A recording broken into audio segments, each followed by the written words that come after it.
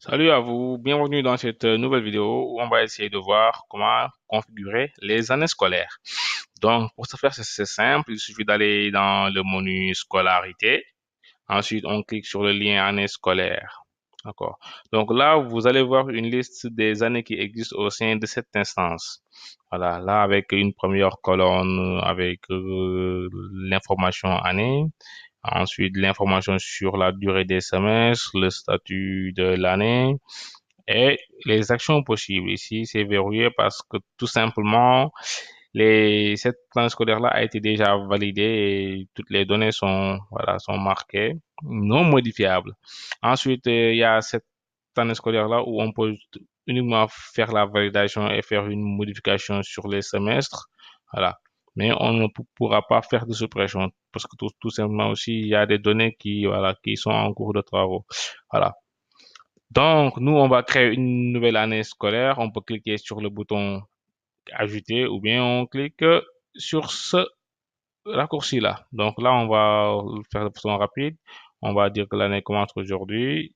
Pour pour le premier semestre, ensuite on va dire fin janvier, ensuite le 30 janvier, ensuite on va dire, voilà, je donne juste des dates approximatives. Donc pour la partie élémentaire aussi, on va le configurer.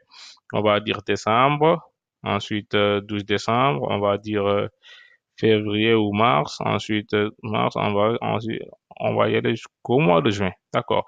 Donc maintenant, si vous avez une instance lycée, cela signifie que vous avez le collège et le secondaire. Donc, vous aurez uniquement la configuration des semestres. Maintenant, si vous avez une instance élémentaire aussi, vous aurez uniquement la configuration de cette partie-là, la partie qui concerne les trimestres. Moi, dans mon cas, en fait, j'ai la configuration globale. C'est pourquoi c'est pourquoi je peux configurer toutes ces périodes-là. Donc, ensuite, je clique sur enregistrer. Voilà.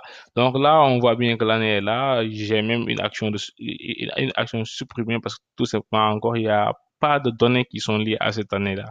Voilà, je peux le modifier en cliquant ici, mais la modification ne concerne que les durées. Voilà. Donc ensuite, dès que je suis terminé, je clique sur enregistrer. D'accord. Voilà.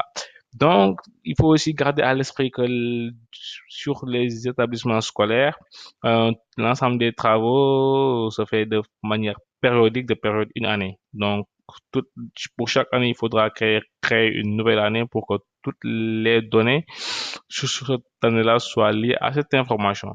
Donc là, quand je crée une année scolaire, l'application aussi derrière va créer des informations connexes à cette année, comme ici, par exemple, les formules de calcul, les appréciations, les ouvertures de notes et tout ça. Donc ici, vous allez voir ici que voilà, on a automatiquement les formules de calcul pour l'année 2018 qui sont copiées directement au niveau de l'année 2016. Ici, on peut le changer nous comme on veut. Et ça, on verra dans d'autres vidéos. Donc là, vous voyez un peu ça.